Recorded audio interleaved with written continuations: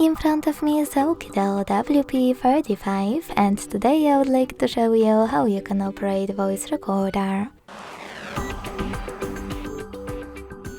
Begin by locating and launching Sound Recorder app.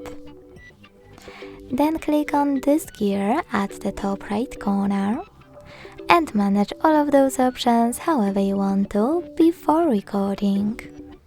When you finished, go back and click on this red button at the bottom left corner to start recording.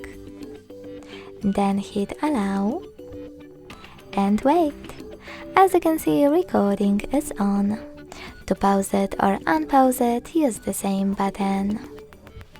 To end and save your recording, click on the check mark on the left. And to name it, type in wherever you want to in the pop-up.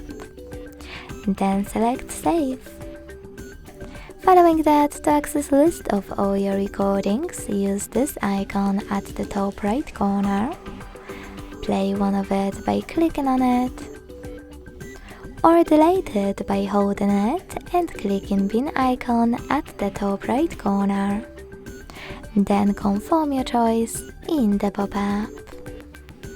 Thanks so much for watching. If you enjoyed this video, leave a like, comment and subscribe. Bye!